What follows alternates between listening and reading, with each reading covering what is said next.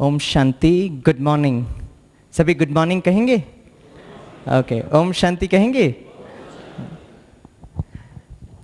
वैसे आजकल ऐसा होता है कि इतनी लाइफ फास्ट हो गई है कि काफ़ी कंपनीज में instead of telling good morning वो ऑफिस में आते हैं, कहते हैं hello morning, how are you, right?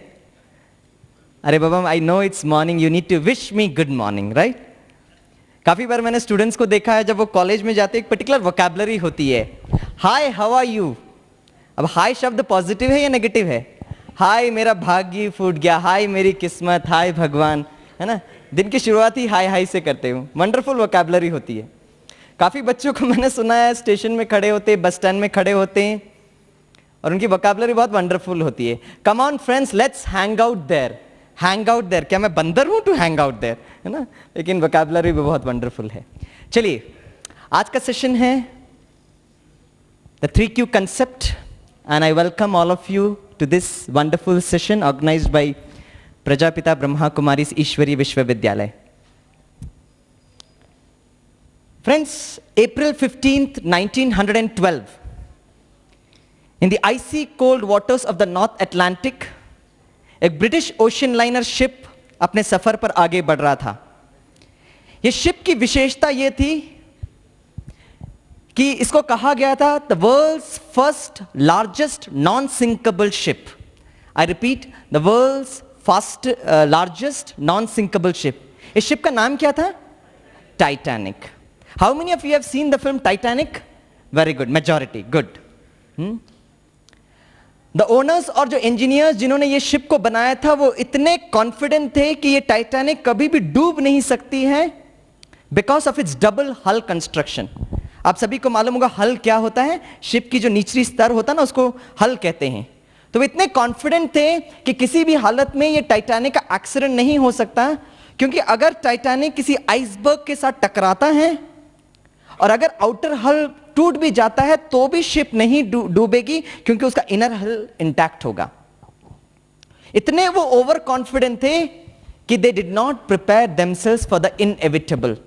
वो एक ऐसी सिचुएशन के लिए प्रिपेयर नहीं हुए थे। And this is what precisely happened on April 15th, 1912. What exactly happened? जब टाइटैनिक आइसबर्ग को पियर्स किया, वो आउटर हल को सिर्फ नहीं तोड़ा, इनर हल को भी पियर्स कर दिया। और 1500 से ज्यादा जो main, women, children and crew members जो इस ट्रेजेडी में डेथ को पाए। आप बता सकते कितने लोग एक्चुअली मारे गए because of the iceberg piercing the Titanic? इतने में से कितने लोग की डेथ इस प्रकार हुई? Very few, very few. Majority of them died because Titanic did not have any provisions for a life boat. उनके उस इतने बड़े शिप में उन्होंने लाइफ बोट्स नहीं रखा था। इसलिए कहते हैं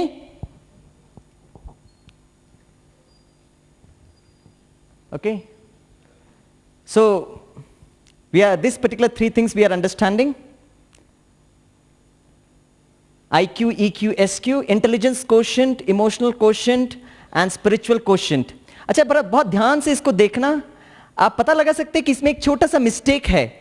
क्या मिस्टेक है? शायद ठीक से दिख नहीं रहा ऊपर। there is one mistake here. Can you point it out? हाँ, या can I या I का मिस्टेक है। Where is the mistake? The problem with the I. Intelligence जो स्पेलिंग है ना, INTELLEGENC लिखा है। एक I का प्रॉब्लम है यहां पर, 3 L दे दिया हुआ है, right? Okay, switch off the light, या switch off the light.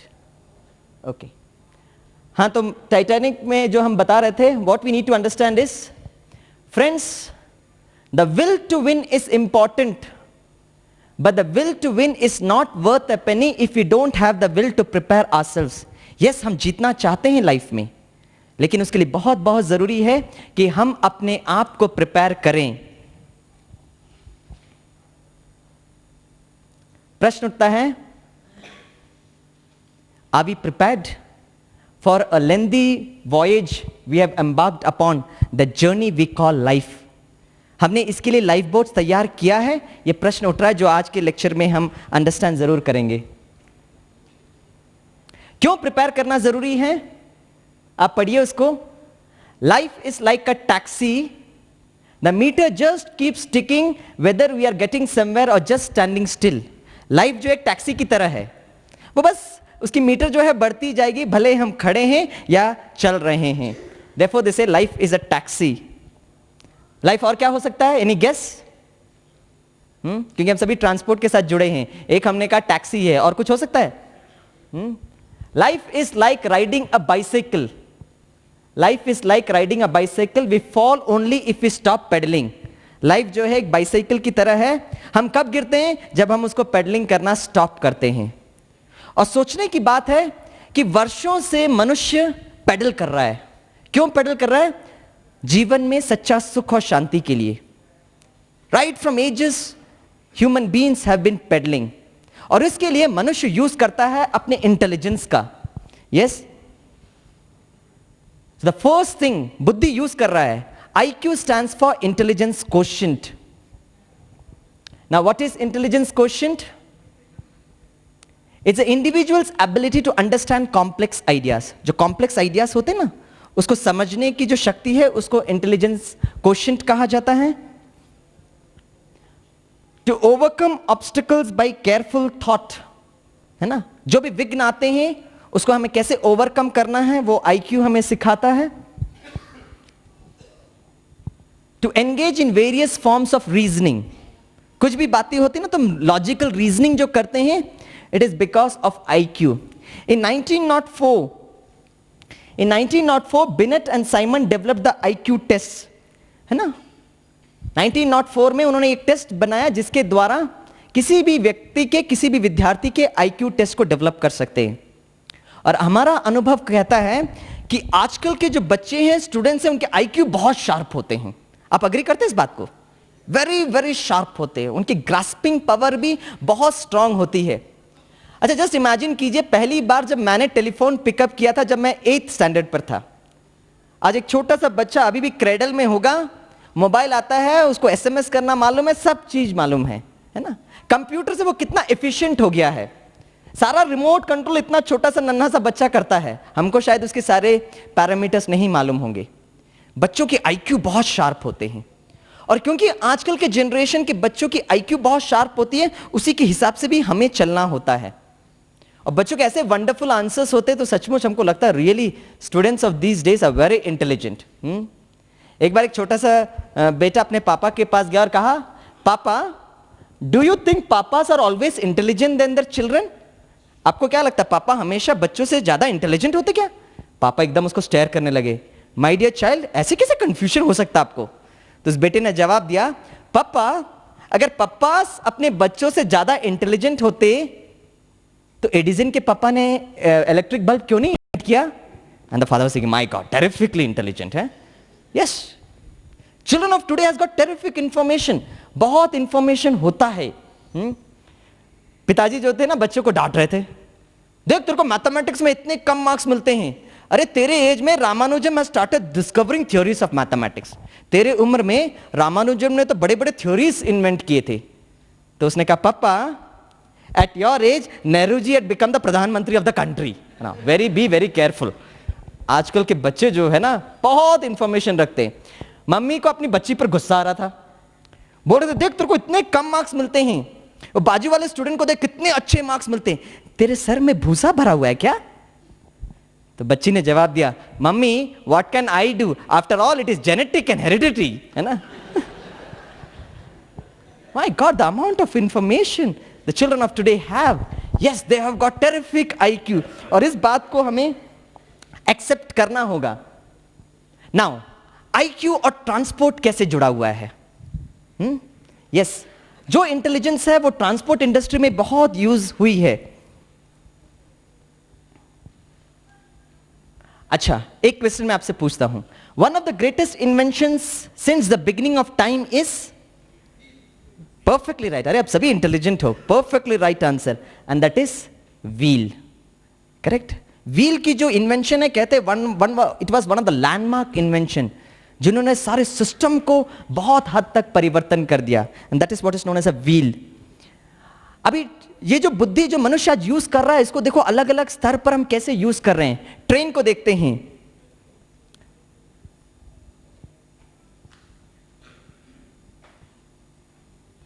Shanghai's new maglev train, the world's fastest and the most futuristic passenger train, वो 2 मिनट में 300 किलोमीटर पर आवर पिकअप करती है and the maximum speed is 430 kilometre per hour and वो run करती है because of its magnetic power.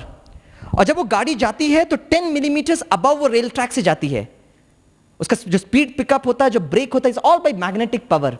और क्योंकि वो रेल से 10 मिलीमीटर ऊपर होता है तो उसमें कोई फ्रिक्शन नहीं रहता है, इसलिए इतनी स्पीड होती है, राइट? अगर मुझे बॉम्बे से लेकर अगर अबू रोड तक आना है तो जो मैं अभी 12 से 13 घंटा लेता हूं, अगर इस ट्रेन से आऊं तो मैं 4 मिनट के अंदर यहां पहुंच सकता हूं। टेरिफिक, ऐसी इन्वेंशंस हो रही है। Thanks to that wonderful scientists and engineers, automobile engineers and terrific people in the transport industry who are working. Airplane.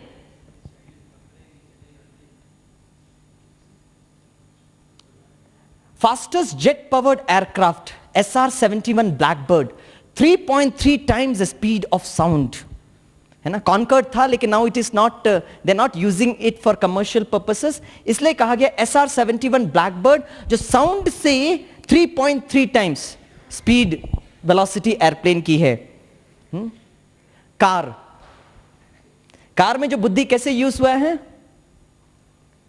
आजकल कहते हैं स्मार्ट कार है, that can talk with the driver, works on the positioning of global positioning through satellite, GPS। आपने बहुत लोगों ने travel भी किया होगा इस पर्टिकुलर स्मार्ट कार से। एक ऐसी वंडरफुल कार है जहां पे the passengers can talk with the car, बस उसको चढ़कर बोलना है कि मुझे कहां पहुंचना है and it will calculate the minimum distance. वो खुद गाड़ी कैलकुलेट करता है। थैंक्स। ओके, गाड़ी खुद कैलकुलेट करेगा कि what is the shortest distance, कितना कम टाइम, और खुद लेकर जाएगा। ठीक है, आप उस गाड़ी में बैठकर ईमेल चेक कर सकते हैं, टेलीविजन देख सकते हैं, इंटरनेट सर्फ कर सकते हैं, फिल्म्स देख सकते हैं। अगर आपको बहुत भूख लगेगी ना तो बस आप अपना बजट बताओ, उसी हिसाब से वो रेस्टोरेंट में लेके जाएगा। यहां तक कि नहीं, आप अपना टेस्ट बताओ कि भाई मुझे पंजाबी डिश चाहिए, तो वो पूरा अमेरिका में घूम के जहां पे पंजाबी ढाबा होगा वहां लेकर जाएगा। My God, terrific. यहां तक कि उस गाड़ी को अगर किसी और व्यक्ति ने टच किया तो वो अलार्म बजाएगा कि no, you are not the right person to touch my car. And this is what is happening. इतना सारा इनोवेशंस हुआ है thanks to the wonderful people who are working. Now the question is, in spite of all these inventions and discoveries, the $1,000,000 question is the human being really happy? क्या वो सचमुच खुश है? यह हमें अपने आप से जरूर पूछना है।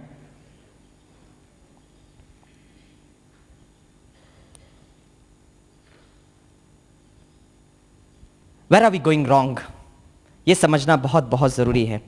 आज तक हमने बच्चों को स्कूल में, कॉलेजेस में बहुत सारा इंफॉर्मेशन दिया है।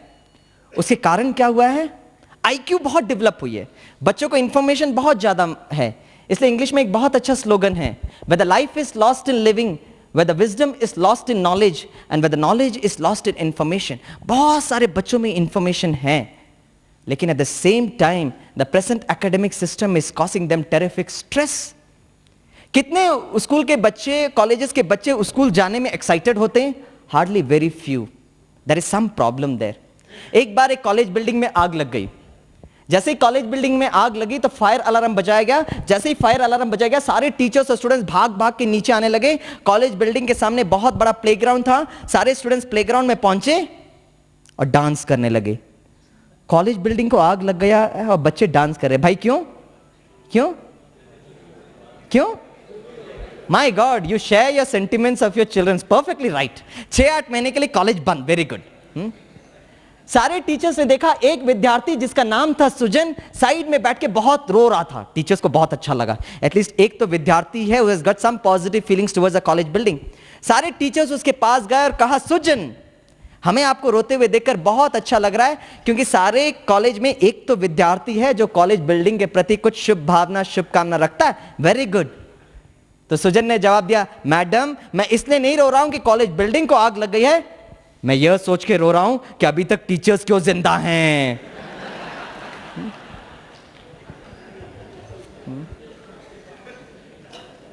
भारत में एक समय पे गुरुकुल सिस्टम की प्रथा थी जहां पे गुरु और शिष्य के बीच में इतना गहरा संबंध था। देखो ये संबंध आज क्या हो गया है, राइट? क्या हो गया हम सभी जानते हैं। स्टूडेंट्स हम अक्सर पूछते हैं, न्यूटन का फंडा हम उनको सिखाते, for every action there is an equal and opposite reaction. अगर आप स्टूडेंट्स का हम टीचर्स के प्रति ये व्यवहार होगा, do you think we will be motivated to teach you? Do you think we will be इतना हम उमंग उत्साह के साथ पढ़ाएंगे? नहीं। इसलिए एक बार एक विद्यार्थी से पूछा गया, अच्छा बताइए प्रोफेसर श्रेष्ठ है या मां श्रेष्ठ है? बोले किसी भी हालत में प्रोफेसर श्रेष्ठ है। बोला भाई क्यों? बोला इसलिए क्योंकि मां जब लोरी सुनाती है ना तो सिर्फ 2 को सुलाती है, और जब हमारे प्रोफेसर साहब लोरी आरंभ करते हैं तो 60 का 60 पूरा क्लास हो जाता है। हुए ना प्रोफेसर श्रेष्ठ? This is what is happening, है ना? माँ बच्चे को सुबह बुलाती है, सो रहा होता है बेटे को, हे बेटा उठ, तेरे को कॉलेज जाने का समय हो गया है। बेटा कहता मैं कॉलेज नहीं जाऊंगा। मम्मी कहती नहीं तेरे को कॉलेज जाना है। तो बोला नहीं मैं नहीं जाऊंगा। मम्मी पूछती अच्छा बेटा बता तेरे को कॉलेज क्यों नहीं जाना है? बोला 2 कारण है, एक तो टीचर्स मुझे पसंद नहीं करते, दूसरा स्टूडेंट्स भी मुझे पसंद नहीं करते। माँ कहती फिर भी तेरे को कॉलेज जाना है। बेटा कहता बहुत देर से आप कह रहे हो कॉलेज जाना कॉलेज जाना, अब आप 2 कारण बताओ जिसके कारण मैं कॉलेज जाऊं। तो मम्मी ने जवाब दिया पहला कारण कि आपकी उम्र 50 वर्ष की है, और दूसरा कारण आप कॉलेज के प्रिंसिपल हो। कहने का भाव यह है स्टूडेंट्स तो छोड़िए टीचर्स और प्रिंसिपल की भी ऐसी अवस्था है। नो हर्टिंग ऑफ सेंटिमेंट्स और emotions. I my self am a teacher. अगर कोई यहां टीचर्स बैठे हैं ना, नो हर्टिंग ऑफ सेंटिमेंट्स, लेकिन दिस इज अ फैक्ट। कहां हम गलती कर रहे हैं ये समझना बहुत जरूरी है। एक बार एक समाज में, एक गांव में एक अनाथ बच्चा था, रास्ते से चल के जा रहा था, अचानक उसका एक्सीडेंट हो गया। तो उस अनाथ बच्चे को हॉस्पिटल लेके गया। तो उस गांव में एक समाज सेवक था। तो समाज सेवक ने सारे गांव वालों को बुलाया और कहा देखो अनाथ बच्चे का एक्सीडेंट हो गया है, बहुत ऑपरेशन के लिए काफी धन की जरूरत पड़ेगी, आप प्लीज उसका सहयोग देना। सबने कहा ये तो बहुत अच्छी बात है, यथाशक्ति सबने सहयोग दिया और उस अनाथ बच्चे का ऑपरेशन हो गया, नहीं बस एबल टू वॉक, चलने लगा। 20 वर्ष के बाद वही गांव वाले उस समाज सेवक के पास आए और पूछा सर आपको याद है 20 वर्ष पहले हमने एक अनाथ बच्चे को चलने में मदद की थी, अच्छा बताइए आज वो अनाथ बच्चा कहां पे है और क्या कर रहा होगा? तो समाज सेवक ने कहा आप अंदाज लगाइए कि आज वो कहां पे होगा, क्या कर रहा होगा। तो कुछ लोगों ने कहा शायद आप ही की तरह समाज सेवक बन गया होगा। बोला अनफॉर्चुनेटली नॉट। कुछ और गेस कीजिए। कुछ ने कहा शायद वो आज एक नामी ग्रामी डॉक्टर बन गया होगा। Unfortunately not. और समाज सेवक ने कहा द फैक्ट इज वही अनाथ बच्चा आज एक हार्डकोर क्रिमिनल बन गया है and is whiling away his time in the central jail. Hey ऐसे कैसे हो गया? तो समाज सेवक ने कहा वैसे गलती उस बच्चे की नहीं है, गलती हमारी है। वाह, 20 वर्ष पहले हमने उस अनाथ बच्चे को चलने में इतना धन हमने सहयोग दिया था। After 20 years is this the return that you are giving it to us? तो समाज सेवक ने कहा हमसे एक फंडामेंटल गलती हो गई, हमने उस बच्चे को सिर्फ चलना सिखाया, लेकिन कहां को चलना है हमने नहीं सिखाया। We have taught the child how to walk but we did not teach him where to walk. कहां को चलना है हमने नहीं सिखाया, and this is a major problem. If you are not convinced my dear friends, I come from the state of Kerala. Now, Kerala is a state that boasts of 100% literacy. वहां का हर व्यक्ति लिख सकता है, पढ़ सकता है, लेकिन आप में से कितनों को मालूम है Kerala is the first state in the entire country which has got the maximum number of suicide cases. 100% literacy, maximum number of suicide cases. Now there is something missing dimension. There is something missing dimension. And this is what we need to understand. जो लोग बॉम्बे से आए हैं, मैं recent case आपको बताता हूं। One student जिन्होंने 12th क्लास का एग्जामिनेशन बहुत अच्छे मार्क्स से पास किए, वेरी एक्टिव गर्ल, क्योंकि उनको एक पर्टिकुलर कॉलेज में एडमिशन नहीं मिला, she went and committed suicide. Now this is what we need to analyse. IQ is very very important, we admit it, but there is something missing dimension. Where are we going wrong? कहां हम गड़बड़ कर दिए? And this is what is important. The second concept that has come is what is known as emotional intelligence or emotional quotient. In 1995, Daniel Goleman, he introduced emotional intelligence. What is emotional intelligence? It makes us aware of us and others feelings, दूसरों की भावनाओं को वो समझ सकते हैं। काफ़ी बच्चे होते हैं जो एग्जामिनेशन हॉल में जाते हैं, उनकी IQ जो होती है मे बी 60% और 80%, लेकिन हम ये कहते हैं कि IQ is not a fixed quantity, it's a variable fluctuating quantity. अगर आज विद्यार्थी एग्जामिनेशन हॉल में जाकर से उसका 60% IQ आता है, the same student given the same type of questions the next day, उसका IQ can shoot up from 60% to as high as 120%, it can come down to as low as 20%. Why so much of a fluctuations? It depends upon the person's emotions. जब वो examination centre में जा रहा है, with what feelings, with what emotions is he going? And that's what is very very important. इसे काफी बार बच्चे कहते हैं, मम्मी मैंने तो परीक्षा बहुत अच्छी तरीके से लिखा था, पता नहीं वो सर किस मूड से करेक्ट कर रहे थे। Yeah, it depends upon our mood also, because we teachers are also emotional human beings. Feelings, emotions, and that is what Daniel Goleman introduced. It gives empathy, motivation, compassion, and an ability to respond skillfully to pleasure and pain. Empathy, दूसरों के दर्द को समझना. Motivation, दूसरों को उमंग उत्साह में लेके आना. Compassion also to do something with that. And pleasure and pain में skillfully we need to learn to respond. अभी why is EQ more important than IQ? Research ये कहता है कि जो भी लोग people who have managed successful business don't necessarily have a high IQ.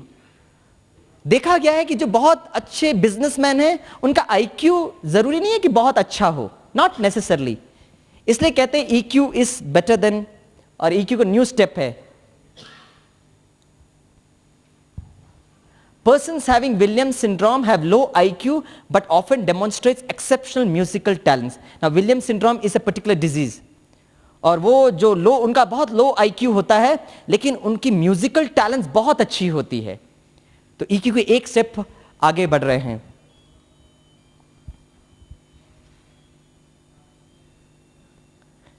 People of high IQ are comfortable with themselves, outgoing, happy, and have very good interpersonal relations.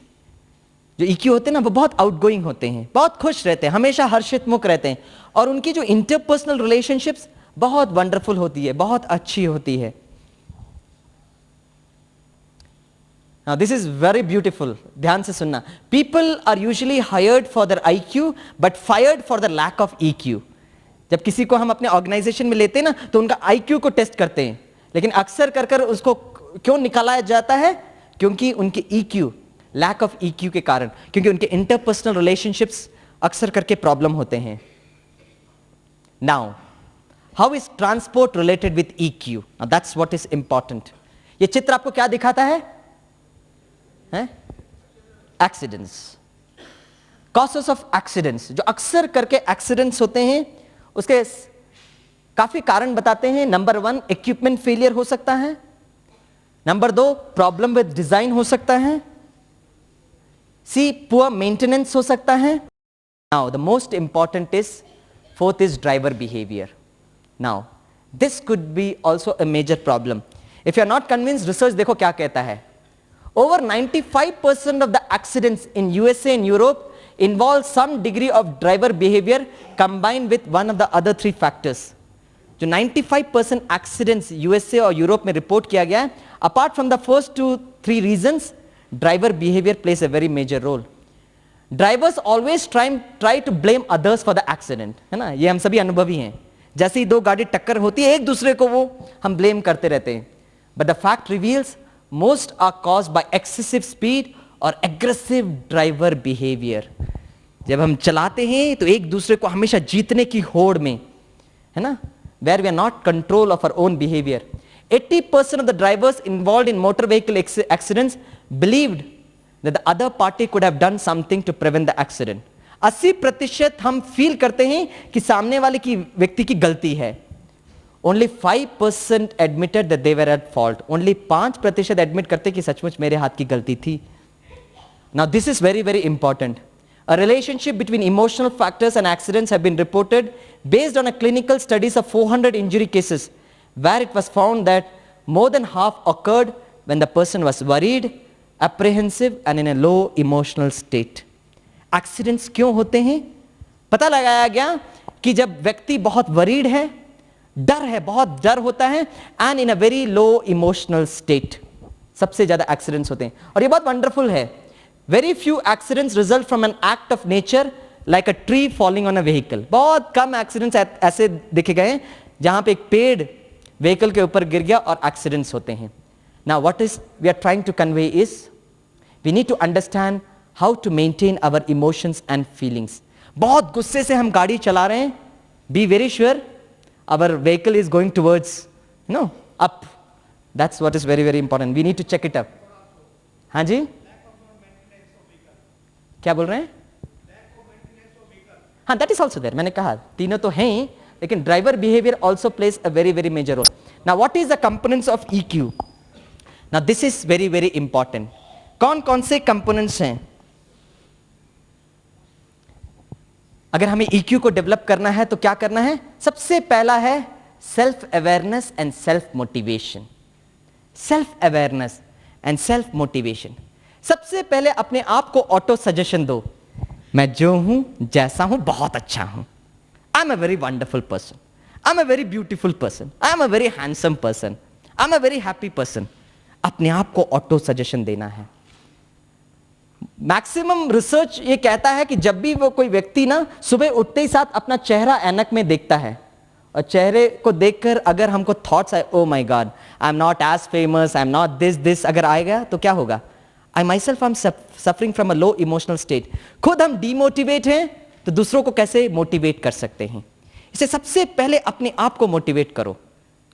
और जो भी ऑर्गेनाइजेशन भी जो भी रोल हम कर रहे हैं ना, enjoy that role. I have got a very wonderful role to play, उसको हम एंजॉय करें। हिंदी फिल्म इंडस्ट्री में ऐसे काफी किरदार हैं जो विलन के रूप में आए और फिर बाद में हीरो बन गए। आप बता सकते हैं वो कौन कौन है? हाँ, my God, really you have got terrific intelligence. हाँ, शत्रुघ्न सिन्हा और जैकी श्रॉफ, विनोद खन्ना और प्राण। अच्छा, विलन के रूप में आए थे, हीरो बन गए। अच्छा, और आपके बच्चे यहाँ पे होते ना तो ये सब जवाब नहीं होता उनका, कुछ नए जनरेशन होते हैं। नए जनरेशन का अगर देखो आपके पास इंफॉर्मेशन है क्या? हाँ, शाहरुख खान, या शाहरुख खान।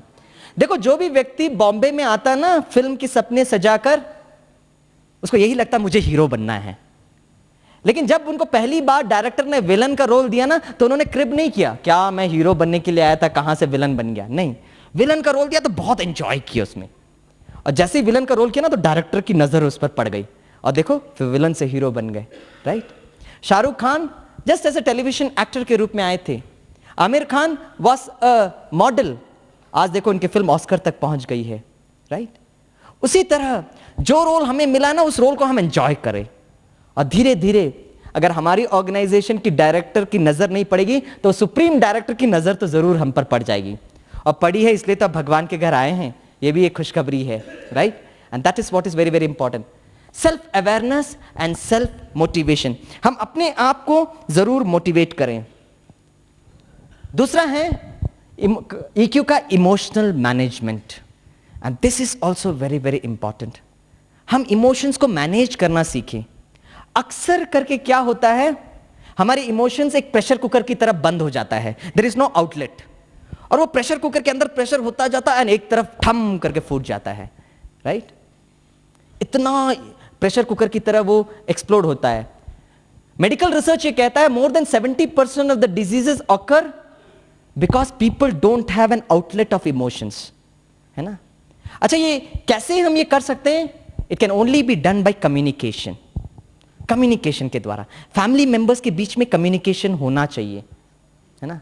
यस, इंटेलिजेंस ने आजकल इतने तक सिस्टम कर दिया, everybody has got a mobile phones, लेकिन द प्रॉब्लम इज घर के अंदर communication is break down communication घर के अंदर। यहां तक कि ग्राउंड फ्लोर से पापा SMS करते हैं बेटे को, who is in the first floor, hey your lunch is ready please come down. देखो ऐसी अवस्था हो गई है, ब्रेक डाउन कम्युनिकेशन। हम सभी अनुभवी भाई बहन यहां बैठे हैं, अपने दिनों को याद कीजिए, बचपन के दिनों को। हम एक साथ मम्मी डैडी के साथ डाइनिंग टेबल में बैठते थे और हम अपने पूरे इमोशन शेयर करते थे। मम्मी आज स्कूल में ऐसा हुआ, है ना? पिताजी अपने इमोशन शेयर करते थे, मम्मी अपना इमोशन शेयर करते थे। राइट? आजकल क्या हो गया है, we don't have a system. आज क्या करते हैं, लंच और डिनर हम करते हैं depending upon the television serials. हमारी लंच और डिनर के timings depending upon the serials हो गए हैं। अरे भगवान कहते हैं भोजन करते समय भगवान को याद करो, और हम क्या क्या देख रहे हैं। चलो ऑर्डिनरी सीरियल्स, हॉरर शो देखते हुए हम भोजन करते हैं। Can we imagine what is going to happen to our food? Can we imagine what is going to happen to our thought process, feelings? वो इमोशनल मैनेजमेंट नहीं हो रहा है। और कम्युनिकेशन है भी तो there is no heart to heart communication. Heart to heart communication है ही नहीं। And this is an area where we should certainly focus upon, and that is heart to heart communication. जब हम 2 साल पहले कॉलेज में थे तो 6th सेमेस्टर का कंप्यूटर स्टूडेंट था, कंप्यूटर इंजीनियरिंग का स्टूडेंट। चेंबूर में रहता था, he was in the first floor, और 3rd फ्लोर में there was a girl, he had an emotional relationship with that girl. Both of them wanted to get married. लेकिन जब उनके मम्मी डैडी को पता चला, वो इतने इरिटेट हो गए, और both boy and the girl they walked up near Ghatkopar railway station. Suburban train आ रही है, दोनों एक साथ सामने। It's a live case, Bombay Times में, टाइम्स ऑफ इंडिया में रिपोर्ट किया गया था। और दूसरा दिन जब टीचर्स उनसे मिलने के लिए चेंबूर गए, तो एक एम्बुलेंस आई with a small packet for the first floor, after half an hour another packet for the 3rd floor. Why? Because वो इमोशनल एक्सचेंज ही नहीं है। There is a breakdown of communication. और ऐसे समय पर we need to focus that there should be some emotional management. Third and the most important is recognizing the emotions of others and managing relationship. Recognizing emotions of others and managing, दूसरों के emotions को भी हम समझें, that is very very important. जिस तरह हम समझते हैं कि मेरा रोल बहुत इंपॉर्टेंट है, तो दूसरे के रोल को भी ऑब्जर्व करें। वो अपने हिसाब से बहुत अच्छा रोल अदा कर रहा है, उसके रोल को भी अप्रिशिएट करें, उसके रोल जो कर रहा है बहुत अच्छा कर रहा है। एक बार क्या हुआ, पापा शाम को 7 बजे वापस घर में आए, तो देखा क्या, वाइफ जो है आराम से सोफा सेट में बैठे हैं, टेलीविजन ऑन है, आराम से पॉपकॉर्न खा रहे हैं। तो भाई साहब आए, देखिए पता नहीं आज कैसी स्टेटस है। उन्होंने ड्राइंग रूम देखा तो बहुत हालत खराब थी ड्राइंग रूम। बोला क्या हुआ? कुछ नहीं। बोलो बताओ व्हाट्स द प्रॉब्लम? कुछ नहीं। तो भाई साहब बेडरूम में गए तो माय गॉड, वैसे की वैसे सुबह की वैसी की अवस्था है। फिर आकर वाइफ से पूछे बताओ तो व्हाट्स द प्रॉब्लम? कुछ नहीं। फिर भाई साहब किचन में गए तो ओ माय गॉड, उस रात का वैसा बर्तन वैसे ही पड़ा है। फिर आकर पूछे प्लीज बताओ ना व्हाट्स द प्रॉब्लम? तो बहन जी ने कहा हर दिन शाम को आप जब 7 बजे आते हो तो आपका एक स्टैंडर्ड डायलॉग रहता है। मालूम क्या डायलॉग रहता है? सारा दिन आप घर में बैठकर करते क्या हो? आज मैंने कुछ नहीं किया। हमको लगता हमारी रोल सबसे बेस्ट है, मैं तो हीरो पार्टदारी, बाकी सब साइड एक्टर्स है, मैं ही बहुत अच्छा कार्य कर रहा हूं ऑफिस में। नहीं, दैट इज नॉट राइट। दूसरों के इमोशंस को भी समझिए, दूसरों की भावनाओं को भी समझिए, and that is what is very very important. And we need to learn how to manage relationship. Relationship को कैसे मैनेज करना है वो भी जानना चाहिए। और जब हम कहते हैं मैनेजिंग रिलेशनशिप, तो हमारा जो स्नेह होना चाहिए ना, it should be unconditional love, निस्वार्थ स्नेह। अगर हम ये कहते हैं हम बच्चों को बढ़ा रहे हैं क्योंकि बुढ़ापे में वो हमको हमारा ध्यान देंगे, that is not also unconditional, that is also not a unconditional love. आप कहेंगे इस संसार में वैसे अनकंडीशनल लव होता किधर है? 2 रिलेशनशिप में अनकंडीशनल लव होता है। एक होता है गुरु का अपने शिष्य के प्रति, और दूसरा होता है मां का स्नेह। मां का स्नेह is an unconditional love, right? निस्वार्थ स्नेह होता है। एक बार मम्मी जो थी ना किचन में भोजन बना रही होती है, तो छोटा सा बेटा मम्मी के पास जाता है और कहता है मम्मी मुझे इस महीने का बिल आपको सबमिट करना है। मम्मी कहती व्हाट? बोला यस। अच्छा लेट मी सी। मम्मी देखती है तो उस बेटा उस बिल में लिखता है मम्मी आपने इस महीने 3 बार नीचे जाकर ग्रोसरी से शॉप से कुछ सामान खरीदने के लिए कहा at the rate of 10 rupees per trip, 30 rupees. Mummy आपने बकेट यहां से यहां उठा के रखने के लिए कहा एट 40 रुपीज। मम्मी और छोटी बहन को संभालने के लिए कहा वेरी हेडेक जॉब 100 रुपीज। पूरा महीने का बिल 660 रुपीज, क्योंकि आप मेरे माँ हो, 60 रुपीज डिस्काउंट, 600 रुपए का बिल। मम्मी देखती है वाह वेरी गुड, और बेटे को देखती है मुस्कुराता हुआ चेहरा। मम्मी उसके दूसरे पेज में जो खाली होता है ना, मम्मी उसमें लिखती है और बेटा बहुत ध्यान से देखता है। मम्मी लिखती है 9 महीने मैंने आपको अपने खून से सींचा, नो चार्ज। जब भी आप बीमार पड़ते थे तो रात रात बैठकर मैंने आपकी पालना दी, नो चार्ज। मैंने आपको चलना सिखाया, लिखना सिखाया, पढ़ना सिखाया। मैं आपको अपने स्कूल में, आपके स्कूल में लेकर जाती थी, लेकर आती थी। एट द एंड मम्मी लिखती है 0 रुपीस और बेटे को देती है। बेटा उसको देखता है, जैसे उसके आंखों में आंसू आ जाते। वो मम्मी को देखता है और कहता है mummy I am very sorry, और अपने पेज में वो कट करता है और कहता है mummy paid in full but indebted for ever, जीवन भर मैं आपका कर्जदार रहूंगा। हम कितना भी करें ना तो मम्मी डैडी के कर्जे को कभी समाप्त नहीं करते। इसीलिए किसी ने क्या खूब कहा है, ऊपर जिसका अंत नहीं उसे आसमान कहते हैं, ऊपर जिसका अंत नहीं उसे आसमान कहते हैं, जहां में जिसका अंत नहीं उसे मां कहते हैं, जहां में जिसका अंत नहीं उसे मां कहते हैं। That is what is very very important. We need to learn how to manage our relationship. एक चीज हमें सीख कर जाना चाहिए यहां से, भले कुछ भी नहीं सीखे ना तो ये जरूर सीख के जाए। We have to learn how to appreciate others.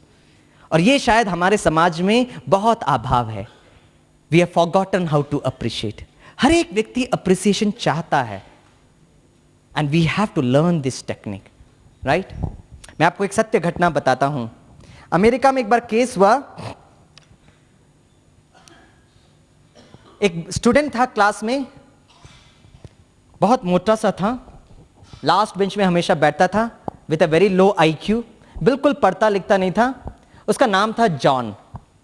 और क्योंकि वो बिल्कुल पढ़ाई लिखे में एकदम वो था, तो सब लोग उसको डम्बो करके बुलाते थे। डम्बो अर्थात दब्बू, है ना। सब लोग, टीचर्स हो, पेरेंट्स हो, है ना, उनके फ्रेंड्स हो, सभी लोग उसको डम्बो डम्बो करके बुलाते थे। And slowly started accepting it. हर एग्जामिनेशन में उसको hardly use to get 20-30% marks. लेकिन टीचर्स का उसके प्रति बहुत अच्छा भावना थी, क्योंकि वो क्लास में मस्ती नहीं करता था, तो किसी तरह उसको ग्रेस मार्क्स देकर उसको पास करा देते थे। जब ये स्टूडेंट 9th स्टैंडर्ड में पहुंचा और जब टीचर्स को रिपोर्ट कार्ड मिली, oh my god, dumbo getting 60% marks, impossible. लेकिन रिपोर्ट कार्ड कहता है। तो टीचर्स क्लास में आए और हर दिन उसको डम्बो करके बुलाते थे। उस दिन उन्होंने कहा मिस्टर जॉन, हमें बहुत खुशी है आपको ये बताने के लिए कि आपको 60% मार्क्स मिले। अब जॉन तो ऊपर देखने लगा, भाई मार्क्स कहां से टपक गए हैं। सारे उनके फ्रेंड्स ने कहा John getting 60% marks, very good, keep it up. Teachers ने भी मोटिवेट किया।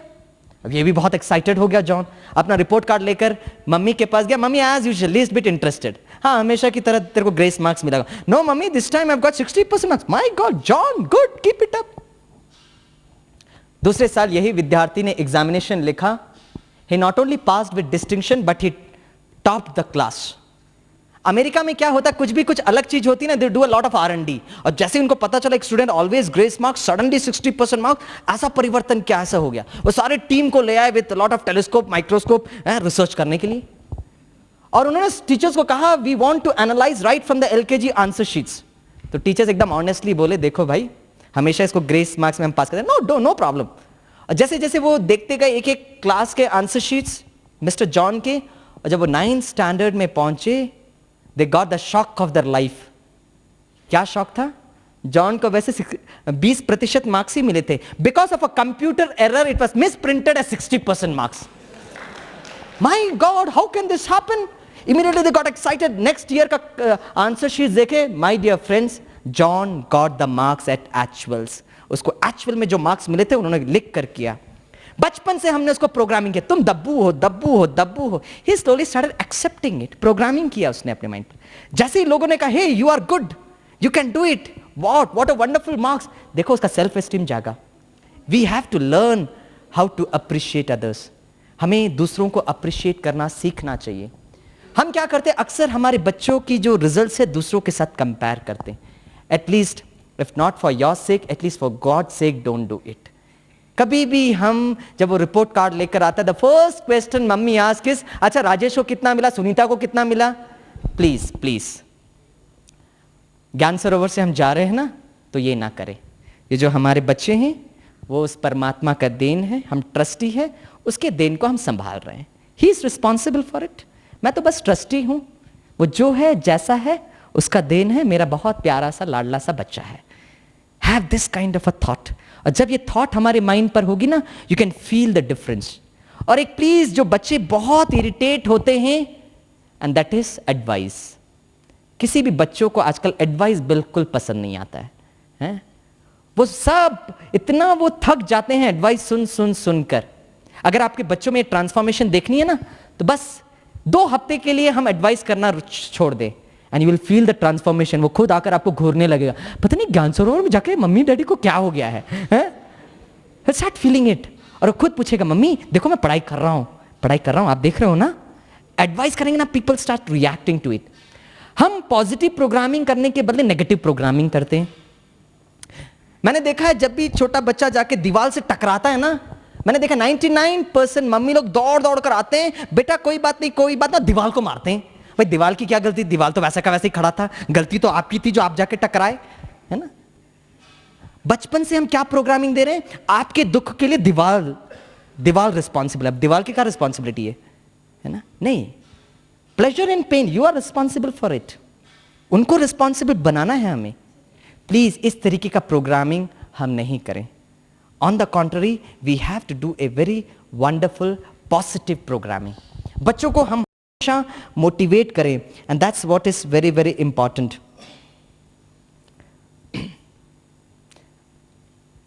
एक और बात मैं आपको जरूर बताना चाहूंगा, जो अक्सर करके मैंने देखा है। It's not a problem with the child, you know, it's a problem with us who give a particular communication. अक्सर कर हम अपने बच्चों को कहते हैं, Raju don't do this, don't do this, don't do this, don't do this.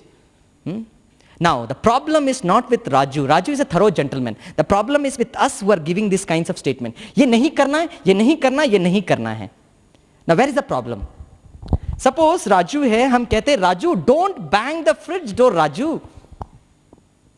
Can you visualize the word don't? नहीं, we cannot visualize the word don't. तो उस बच्चे का क्या पिक्चर आ रहा है? Bang the fridge door. क्योंकि don't हम visualize कर ही नहीं सकते हैं. तो हम 10 बार कह रहे Raju don't bang the fridge door, उसके मन में पिक्चर बन रहा है बैंग द फ्रिज डोर, और हमेशा बैंग करता है, फिर कहता उफ मम्मी ने मना किया था. Change our statement, Raju please close the fridge door slowly. देखो चेंज हो गया ना, कम्युनिकेशन में चेंज हो गया. तो डोंट डू दिस करने के बदले tell them what they are expected to do it, and that is what is important. और यही आध्यात्मिकता में प्रॉब्लम हो गया है. भगवान ये नहीं है, ये नहीं है, ये नहीं है, ये नहीं है, नेति कर दिया है. God is not this, God is not this, God is not this. तो हमारे मन में पिक्चर क्या बन रहा है? God is this, God is this, God is this, और सर्वव्यापी कर दिया भगवान को हमने. अभी हमें करना ये नेति का भी हमें बंद करना है. भगवान कौन है ये समझना है और दूसरों को समझाना है. Yes, God is a point of light. Now that is what is reality. उसको जब हमें समझ में आती है तो परफेक्ट क्लैरिटी ऑफ थॉट आ जाती है. इससे जब भी हम बच्चों से इंटरेक्ट कर रहे हैं, never make a negative comment, always start with positivity. You are very wonderful person, you are very nice person, है ना.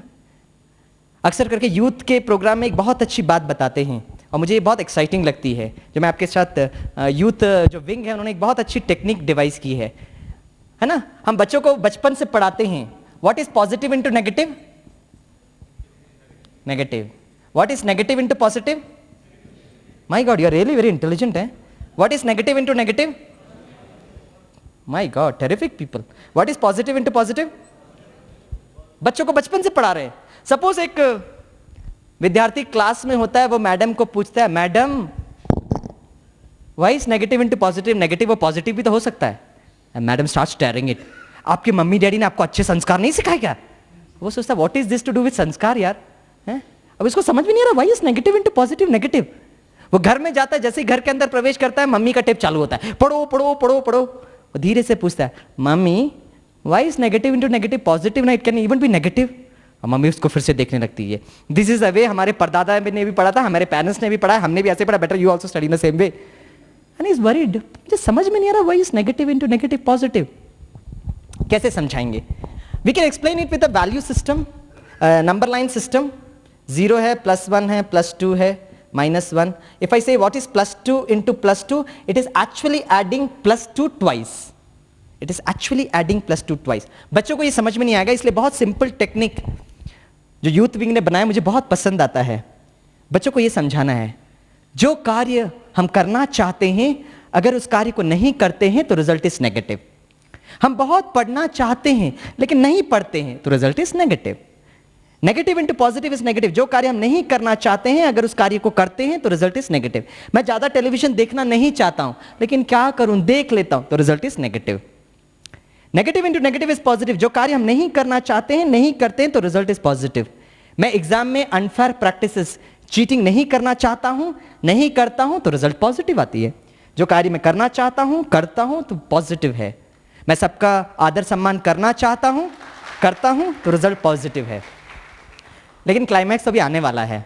एक बार मैं वर्कशॉप करा रहा था, जब मैं ये समझा रहा था तो एक स्टूडेंट खड़ा होकर कहता है, sir I have got a doubt. मैंने कहा भाई पूछो। बोला सर तीसरा वाला फिर से समझाएंगे। मैंने कहा वेरी सिंपल यार, आपको समझ में नहीं आती बात। जो कार्य हम नहीं करना चाहते नहीं करते तो रिजल्ट पॉजिटिव है। बोला सर वही तो डाउट है सर, मैं पढ़ना नहीं चाहता हूं सर, नहीं पढ़ता हूं सर, रिजल्ट पॉजिटिव होनी चाहिए ना। And I was thoroughly confused, my God, आजकल के बच्चे जो होते हैं ना बहुत इंटेलिजेंट होते हैं। और सब बच्चे हंसने लगे, हे प्रोफेसर फंस गया, प्रोफेसर को भी नहीं मालूम। और मैंने उनको रोकने के लिए एक स्टेटमेंट किया, वेट वेट वेट वेट, भाई ये लॉ ऑफ नेचर है, ये लॉ ऑफ मैथमेटिक्स है, मैं कौन होता हूं उसको चेंज करने वाला। अगर आप पढ़ना नहीं चाहते, नहीं पढ़ते तो रिजल्ट जरूर पॉजिटिव होगी। तो बच्चे बहुत हो जाए, अच्छा ऐसा भी है। फिर मैंने कहा हमें से कितनों को मालूम है कि Einstein and Edison way slow learners. Einstein and Edison way slow learners. जो इनकी थ्योरी ऑफ रिलेटिविटी आज भी हमारे लोगों को समझ में नहीं आती है। दे वे स्लो लर्नर्स। बचपन में इतने टेरिफिकली इंटेलिजेंट नहीं थे वो, है ना। हमको मालूम है Ramanujan who discovered various theories of mathematics, आजकल के प्रोफेसर्स ऑफ मैथमेटिक्स को भी बैफल करते हैं, was not that highly educated. Rabindranath Tagore ji, the first Indian Nobel laureate to win the Nobel Prize, he despised the formal system of education. आप में से कितनों ने शिव खेरा का नाम सुना है? Majority of you. आप में से कितनों को मालूम है, he is a very famous motivational trainer, और उसकी famous किताब You Can Win. हम में से कितनों को मालूम है कि he failed in his 10th standard examinations. हमें से कितनों को मालूम है कि is just a BCom 3rd class graduate. But Shiv Khera, I am speaking of Shiv Khera. और आज जो कंप्यूटर के एरिया में जो सबसे नंबर 1 है, he is mister Bill Gates. हमें से कितनों को मालूम है he is a college drop out. College drop out. Now friends, don't misunderstand मी। आज घर जाते ही साथ आप अपने बच्चों को नहीं बोलना कि ड्रॉप आउट हो जाए etcetera etcetera. No, don't get me wrong. What I am trying to say is, अगर हमारा बच्चा पढ़ाई में इतना होशियार नहीं है, कोई बात नहीं, there is some area where he would be very good at, right? Sachin Tendulkar is very good in cricket. Cricket. He's just a commerce graduate. Fine, he's very good at cricket. लेकिन हम अगर पढ़ाई में नहीं पढ़ना चाहते, नहीं पढ़ते, रिजल्ट पॉजिटिव जरूर हो सकती है, प्रोवाइडेड मैं एक ऐसा एरिया चूज करे इन विच आई एम गुड एट, और उसमें वही डिटर्मिनेशन यूज करे तो हम जरूर सफल होंगे। It's a law of nature. इसलिए ऐसे कोई भी बच्चे अगर थोड़ा लो हैं, don't worry, keep on appreciating others. Now ये सब हम कैसे करेंगे? How do we do this, right? And for that we require SQ, that is spiritual quotient. Now what do you mean by spiritual quotient? Very simple definition, it teaches us a technique of positive attitude. हमें मुस्कुराना सिखाता है। मैं अपने students को कहता हूं, अगर आपकी SQ अच्छी है, उसका पैरामीटर मालूम क्या है? आप 6-8 महीने के लिए पढ़ाई कर रहे हैं, 6-8 महीने के बाद अगर आप एग्जामिनेशन सेंटर में जाते हैं और जैसे आपको क्वेश्चन पेपर मिलता है, 10 क्वेश्चंस, एक भी क्वेश्चन का जवाब नहीं आता है, फिर भी अगर आप मुस्कुरा सकते हैं ना, तो you have got terrific spiritual quotient. वाह, व्हाट अ क्वेश्चन पेपर, क्या डायग्राम्स हैं? पहली बार मैं ऐसा डायग्राम्स देख रहा हूं। अगर यह ऐसी सिचुएशन में भी अगर वो विद्यार्थी मुस्कुरा सकता है, तो yes, he has got a very terrific spiritual quotient, है ना। स्पिरिचुअल क्वोशंट हमें मुस्कुराना सिखाता है, हर्षित मुख होना सिखाता है। किसी ने क्या खूब कहा है, फूल बनकर मुस्कुराना जिंदगी है, फूल बनकर मुस्कुराना जिंदगी है, मुस्कुराकर गम भुलाना जिंदगी है, जीत कर तुम खुश हुए तो क्या हुआ, जीत कर तुम खुश हुए तो क्या हुआ, हार कर मुस्कुरा सकते हो अगर, तो वह जिंदगी है, वह जिंदगी है। That is important. हार गए और फिर if I can bounce back with the same level of enthusiasm and smiling face, yes, I have succeeded. और spiritual quotient मालूम, किसी व्यक्ति के चेहरे को भी देखकर पता लगाया जा सकता है। कहते हैं face is the index of our mind, है ना। You smile and the world smiles at you. मुस्कुराहट आपका चेहरे का वो दर्पण है जिससे सिद्ध होता है कि आपका दिल आपके स्थान पर है। A smile is a window on your face to show that your heart is at home. कैसे समझेंगे स्पिरिचुअल क्वेश्चन को? Understand the philosophy of management. बस ये मैनेजमेंट की फिलॉसफी समझो। And what is a philosophy? Listen to it, see to it very carefully.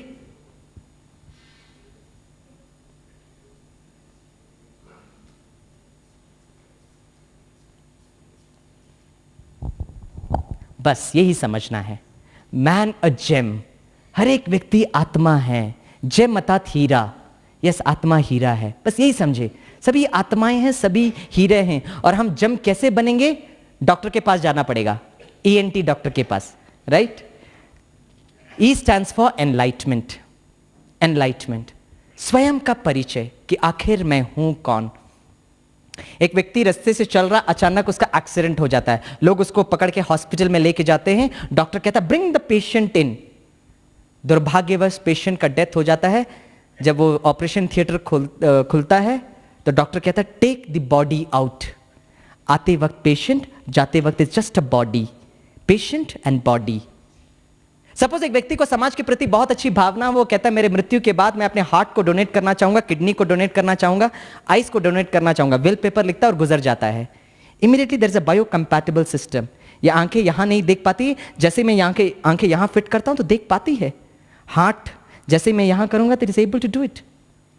Kidney यहां है, काम नहीं कर रही, जैसे मैं किडनी को यहां करता हूं it is able to pump in blood, pump out blood. हम आयरन बॉक्स को टच करते, immediately I remove my hand. क्यों? Reflex action which gives a signal to my brain. और मृत्यु के बाद सारा का सारा शरीर आप अग्नि में डाल दो, उफ तक नहीं करती है। क्यों नहीं करती है? सबसे पहले जब विवेकानंद रामकृष्ण गुरुजी के पास गए, दरवाजा खटखटाया तो रामकृष्ण गुरुजी ने अंदर से पूछा आप कौन हो? तो विवेकानंद ने कहा वही जानने के लिए तो मैं आपके पास आया हूं। वेरी गुड, कम इन कम इन कम इन, है ना? तो स्वयं को समझना है कि मैं इस शरीर से अलग एक अति सूक्ष्म चैतन्य शक्ति आत्मा हूं। And this can come through enlightenment. N stands for nature. अपने नेचर को समझे, स्वधर्म को समझे। और हमारा नेचर क्या है? Knowledge, purity, peace, love, happiness, bliss and power. ये आत्मा के 7 गुण हैं, करेक्ट? जैसे आप पानी लेंगे ना तो पानी का निजी गुण क्या है? शीतल होता है। जैसे प्यास लगती है तो वो पानी पीते हैं, उस पानी को put it across a beaker, flame में डाल दीजिए, गर्म हो जाएगा।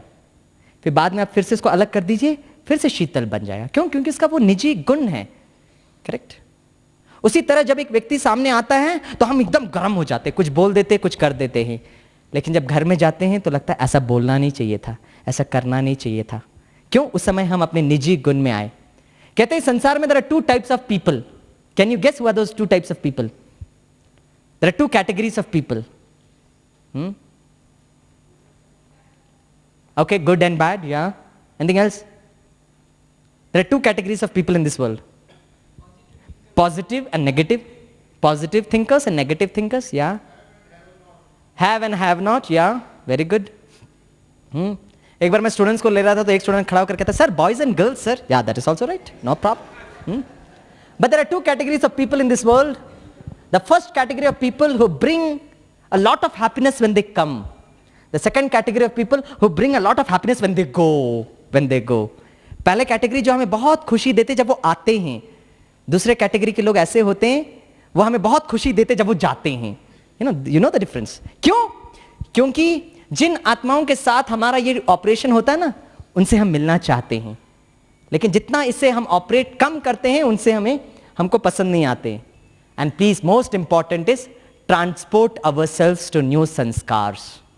ट्रांसपोर्ट करना है, हमारे संस्कारों को चेंज करना है, परिवर्तन करना है। आप यहां पर आए हैं, 3-4 दिन यहां रुक रहे हैं। We have to learn how to transport. And how can we do this? We can do through the process of meditation. Meditation एक बहुत वंडरफुल टेक्निक है जिसके द्वारा हम अपने संस्कारों को परिवर्तन कर सकते हैं। आप में से कितनों ने दादी जानकी जी का नाम सुना है? अरे आप में से मैक्सिमम। क्या विशेषता है दादी जानकी जी की? जो नए आए हैं हम उनके लिए बताते हैं। Dadi Janki ji is the most stable mind in the universe, a women of perfect rhythm, the delta women of the world, जो एडिशनल एडमिनिस्ट्रेटिव हेड ऑफ इस ईश्वरीय विश्वविद्यालय हैं। Through the process of meditation, ECG is an instrument wherein we can measure the vibrations of our heart. EEG जो है, electroencephalography, EEG it can measure the vibrations of a mind. जब भी हम कुछ भी संकल्प कर रहे हैं ना, वो 4 प्रकार के संकल्प होते हैं। First is what is known as a beta waves, where we have got 7 to 14 cycles per second. इसमें थोड़ा ऊपर नीचे हो सकता है depending upon different psychiatrist, but I got this first hand information from a very famous psychiatrist from Bangalore. Then you have got alpha waves 5 to 6 cycles per second. Then you have theta waves 3 to 4 cycles per second. Delta waves 1 to 2 cycles per second and 0 is brain dead. अभी हम कौन सी अवस्था में हैं ये चारों में से? We are all in beta waves, we are all in beta waves. अच्छा, आपके वाइब्रेशंस और मेरे वाइब्रेशंस में ज्यादा फ्लक्चुएशन किसके हो रहे हैं? किसके ज्यादा फ्लक्चुएशन हो रहे हैं? मेरे, है ना? आपको तो बहुत अच्छा है, पसंद आए तो सुनो, नहीं तो आराम से सो जाओ। वेरी सिंपल फॉर मी है। मेरे लिए बहुत टफ चैलेंज है क्योंकि क्लास थोड़ा लेट स्टार्ट हुई थी, मेरे को टाइम भी मैं देख रहा हूँ, वॉच भी देख रहा हूँ, क्या क्या क्या कवर करना है, which have to delete, so many vibrations are going on, right? दूसरे स्पीकर्स भी तैयार हैं, they are getting excited to come to the stage, I am able to understand their emotions also, right? So I am fluctuating at a high, but for those people, just take another 5 to 7 minutes, okay, so that you are relaxed. Second is what is known as an alpha waves. Now, these alpha waves where a subconscious mind is very, very strong, very, very powerful. ये मालूम कब आता है? Suppose आप 10 साढ़े 10 बजे सो रहे हो और आपको दूसरा दिन सुबह ऑफिस में 8:30 बजे आना है और आप 6 बजे का अलार्म रखते हो और जैसे ही 6 बजे का अलार्म बजता है, टक ऑफ। आधा घंटा मैं जरा सोता हूं, है? और ये आधा घंटा आपको अति इंद्रिय आनंद का अनुभव देगा। हाँ, आप सभी अनुभवी हैं। ऐसी अवस्था जहां पे हम सोए भी नहीं थे तो जागे भी नहीं थे, transition stage, that is what is known as an alpha waves. Rajyoga meditation में हम अपने आप को इस अल्फा स्टेज पे लेकर आते हैं जहां हमारी सबकॉन्शियस माइंड बहुत स्ट्रांग होती है, बहुत पावरफुल होती है, और उस स्टेज में अगर हमने जो भी संकल्प किया ना, ऑटोमेटिकली वो होना 100% निश्चित है अल्फा वेव्स में। इसलिए कहते जब हम राज्यों का अभ्यास कर रहे हैं तो हम सोए भी नहीं तो जागे भी नहीं, वो ट्रांजिशन स्टेज। अच्छा, थीटा वेव्स कब होता है? जब हम एकदम गहरी नींद में सो जाते हैं, थर्ड स्टेज ऑफ स्लीप। एक ऐसी अवस्था में अगर हमारे घर में चोर आकर टेलीविजन, फ्रिज तो छोड़ो, अगर हमको भी उठा के लेके जाएगा तो भी पता नहीं चलेगा। That is what is known as a theta waves. And delta waves doctors कहते हैं the state of coma, the state of coma. Now Dadi Janki ji is been referred as the delta women of the world. Naturally zero is brain dead, zero is brain dead. Dadi Janki ji has been referred as the delta women, जो doctors कहते हैं the state of coma, the state of coma. Can you imagine that? दादी जी को कैसे experiment किया गया by Langley Porter psychiatric institute of Australia. Dadi ji को कहा आप सो जाइए, दादी जी को ये इलेक्ट्रोड सब रखे गए और जब दादी जी गहरे नींद में हो गए, अचानक बुलाया। जस्ट इमेजिन कीजिए हम गहरी नींद पर कोई बुला दिए तो क्या होगा, है ना? जन्म जन्मांतर के संस्कार उभर जाएंगे, इतना गुस्सा आ जाएगा हमको। लेकिन दादी जी का जो वाइब्रेशंस थे, it was 1.2 cycles per second. दादी जी को कहा कुछ न्यूमेरिकल प्रॉब्लम्स दिए गए, फिर द सेम डेल्टा स्टेट। दादी जी को कहा 1 to 100 काउंट कीजिए, 100 to 1 काउंट कीजिए, सेम थिंग। दादी जी को अचानक एक टॉपिक दिया और कहा गया अब बात करिए, सेम थिंग। अगर मैं किसी एक भाई या बहन को बुला लूं और कहूंगा please give me vote of thanks, आपकी अवस्था क्या होगी मैं जान सकता हूं। Don't worry, I am not going to call anybody from the audience, लेकिन आप इमेजिन कर सकते हैं क्या अवस्था होगी, राइट? मैंने आपको फिर से come back to the first slide, मैंने कहा था इंटेलिजेंस में कुछ प्रॉब्लम है ना? आपने कहा स्पेलिंग प्रॉब्लम है, मालूम क्या प्रॉब्लम है? इस आई जो है ना, this is 2L and this is I actually, है ना? इस कैपिटल आई को हमें छोटा आई बनाना है। How do I do this? Capital I को I have to transfer into small I. कैसे करूंगा मैं? बस बहुत सिंपल है, उसके ऊपर बिंदी लगा दीजिए तो स्मॉल आई बन जाता है। Very simple. वो कैपिटल आई के ऊपर बिंदी लगा दीजिए, बिकम स्मॉल आई। जब हम एकदम ईगोइस्टिक होते ना तो बहुत कड़क होते हैं, लेकिन जब हम समझते कि मैं आत्मा हूं तो धीरे धीरे ईगो समाप्त हो जाती है और हमारे वाइब्रेशंस बहुत पॉजिटिव हो जाते हैं। मेरी ये शुभ भावना कि आप जरूर दादी जी से मिलें। आप बहुत लकी हैं जो कल आप दादी जी प्रकाश मणि जी से भी मिलेंगे। You so lucky people, right? आज या कल वो प्रोग्राम के हिसाब से आपको बताया जाएगा, लेकिन जस्ट दादी जी के वाइब्रेशंस को कैच करने की कोशिश करना। वर्षों की तपस्या, वर्षों का राज्यों का अभ्यास, और धीरे धीरे अगर हम भी ये प्रैक्टिस करेंगे तो हम भी ये अचीव कर सकते हैं। लास्ट एक बात बताकर मैं एंड करना चाहूंगा। What is the action plan? एक बार एक बीके जो है एक बिजनेसमैन दोस्त के साथ टहलते टहलते यहाँ माउंट आबू में जा रहे थे। तो बिजनेसमैन ये बीके भाई ने पूछा, भाई साहब कैसा लग रहा है? तो बिजनेसमैन दोस्त ने कहा, हाँ आप लोग इतनी आध्यात्मिकता की बातें करते, लेकिन एक कंफ्यूजन है, इतना सब करके भी क्या मनुष्य सुख शांति प्राप्त कर सकता है क्या? I am not able to understand it. तो बीके भाई एकदम शांत चित्त होकर बोला, कोई बात नहीं, चलो। थोड़ा आगे गए तो देखा कि एक है ना तालाब में बहुत बच्चे ना गंदे पानी से खेल रहे हैं और एकदम गंदे हो गए हैं। तो बीके भाई ने अपने बिजनेसमैन दोस्त से पूछा, अच्छा मुझे मालूम है आपका बहुत बड़ा बिजनेस है और आप सोप मैन्युफैक्चर करते हो? बोला यस। तो बीके भाई ने पूछा, मैं ये पूछ सकता हूँ कि एक दिन में आप कितने सोप मैन्युफैक्चर करते हो? बोला 30,000 से 40,000। तो बीके भाई ने कहा, अगर मैं आपसे पूछूंगा कि आप इतने सोप बनाकर फायदा क्या, देखो बच्चे वैसे के वैसे गंदे पड़े हैं। तो बिजनेसमैन दोस्त को थोड़ा गुस्सा आया। उसने कहा, मैं सोप तो बनाता हूं, लेकिन ये बच्चे सोप को यूज करना चाहिए ना, जिससे वो स्वच्छ बने। तो बीके भाई कहता है, उसी तरह भगवान हर दिन परमधाम से आकर ज्ञान रूपी सोप देता है, या आपके ऊपर डिपेंड करता है आप इसको यूज करें या नहीं यूज करें। It depends upon you. बस एक last slide. So what are we suppose to do? Very simple, very simple. So friends, let's take some time.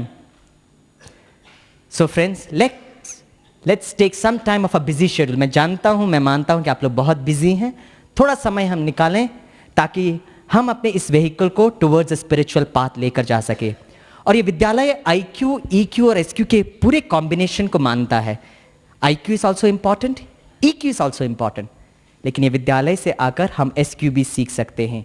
सो आपका बहुत बहुत thanks. Om Shanti, thank you and keep smiling. Okay, last हम एक गीत सुनेंगे और गीत सुनने के बाद हम एंड करेंगे। फिर आपका नेक्स्ट सेशन के लिए आपको डायरेक्शंस मिलेगा। Thank you very much, keep smiling.